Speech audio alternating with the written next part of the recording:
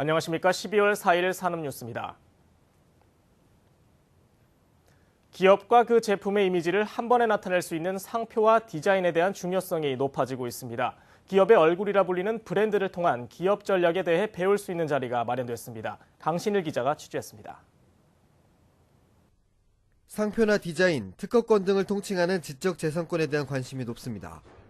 산업 분야에서 경쟁이 치열해지면서 이 지적재산권의 보호와 제도 마련의 필요성이 부각되는 상황입니다. 특히 다수의 기업들이 상표와 디자인을 통해 이미지 메이킹에 나서면서 기업과 제품을 나타내는 브랜드, 디자인에 대한 중요성이 어느 때보다 크게 요구됩니다. 이런 가운데 세계적 기업들의 브랜드와 디자인 관리 노하우를 배울 수 있는 자리가 서울에서 마련됐습니다. 특허청은 이번 주를 한국 상표 디자인 주간으로 정하고 지난 3일 컨퍼런스와 심포지엄 등의 행사를 개막했습니다. 컨퍼런스에는 젊은 소비자층으로부터 인기를 얻고 있는 브랜드 업체 관계자들이 브랜드 가치를 높이기 위한 기업 전략에 대해 강의했습니다. 강연자들은 상표와 디자인이 기업에 미치는 영향에 대해 강연하며 현 국제 디자인 흐름과 쟁점에 대해 화두를 던졌습니다. 정부가 추진하고 있는 이 창조 경제의 핵심은 바로 지식 재산에 있다고 생각합니다. 브랜드란 바로 사람의 얼굴이나 이름처럼 기업의 정체성을 나타내는 것으로서 그 기업의 총체적 이미지를 담고 있다고 할 수 있습니다. 상표와 디자인 전략은 기업의 가치를 높이기 위한 훌륭한 무기가 되고 있습니다. 산업뉴스 강신일입니다. 나노미터 크기의 물질을 기초로 소재와 부품, 시스템을 만드는 산업을 나노산업이라고 합니다. 최근 이 나노산업의 발전상을 볼 수 있는 행사가 열렸습니다. 박지영 기자입니다. 국내 한 업체가 선보인 복합 기능성 스마트 코팅제와 필름입니다. 이 코팅제와 필름은 정전기를 방지해 먼지 흡착을 최소화하고 김서림도 방지해줍니다. 또 비나 물에 씻겨지지 않는 자기 세정 기능이 있어 따로 세척할 필요 없이 표면을 깨끗하게 유지해줍니다.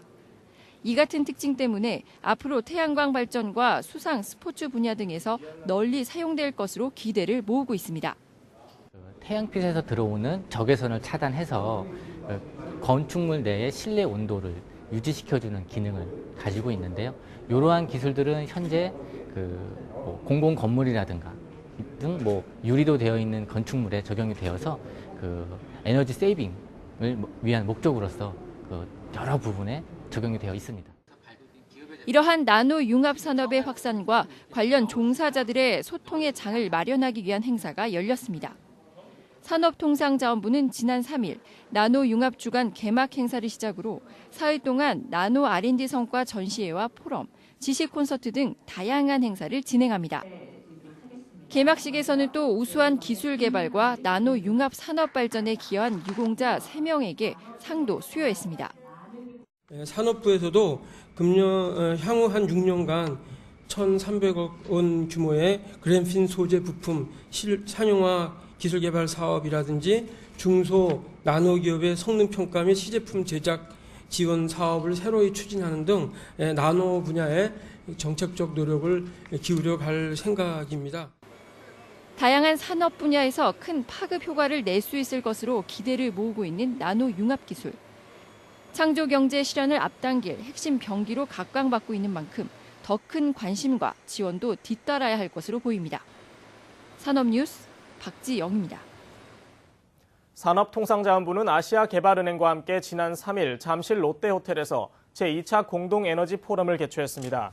이번 포럼은 지난해 11월에 이어 두 번째로 열리는 공동포럼으로 산업부와 아시아개발은행은 이날 개도국에서의 에너지 분야 대규모 프로젝트 개발을 위한 MOU를 체결했습니다. MOU에는 우리나라와 아시아개발은행이 정보를 교환하고 프로젝트 기획을 위한 공동 파일럿 프로그램을 실시하는 등의 내용을 담고 있습니다. 한편 아시아개발은행이 지원하고 있는 우즈벡의 태양광 에너지 개발 계획에 한국이 참여하는 방안도 합의됐습니다. 산업통상자원부는 지난 3일 더 K 서울호텔에서 산업기술 금융포럼 발대식을 열었습니다. 이 포럼은 우수한 기술을 보유했지만 자금 확보가 어려운 중소기업과 여유 자금은 있지만 투자 기업을 찾지 못한 금융기관을 연계해주기 위해 마련됐습니다. 이를 위해 포럼의 사무국 역할을 맡은 한국산업기술진흥원은 매월 포럼을 개최하고 산업계와 금융계 간 협력에 필요한 소통의 장을 제공할 예정입니다. 한편 포럼은 우수제조기술연구센터 등 우수기술 중소기업과 벤처캐피털, 시중은행 등을 포함한 금융계 500여 명으로 구성됐습니다. 계속해서 주요 산업단신입니다. 세계무역기구 강요회의가 3일부터 6일까지 인도네시아 발리에서 개최됩니다. 회의에 참석할 윤상직 산업통상자원부 장관은 강요 기조 연설을 통해 다자무역 체제의 중요성 등을 강조할 계획입니다. 중소기업 중앙회가 수출 중소기업 101곳을 대상으로 환율 변동에 따른 영향을 조사한 결과 최근의 환율 하락이 수출에 부정적인 영향을 미친다고 답한 기업이 90.1%로 나타났다고 밝혔습니다. 정부가 한국인의 유전적 특성에 맞는 개인 유전 정보를 통해 질병을 예측 예방하는 맞춤 의료 서비스를 제공하기로 했습니다. 이를 통해 유전체 기반의 새로운 보건의료 분야 융합산업이 창출될 것으로 전망됩니다.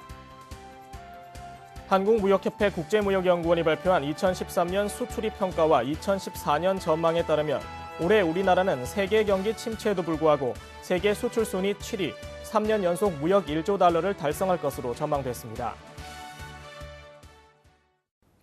그동안 기업들은 제품의 기술력을 높이는 등 하드 파워에 역량을 집중해왔습니다. 그런데 앞으로는 브랜드와 디자인을 통해 기업의 가치를 전하는 소프트 파워 역량의 중요성도 더욱 커질 것으로 전망됩니다. 이상으로 산업뉴스를 마칩니다. 고맙습니다.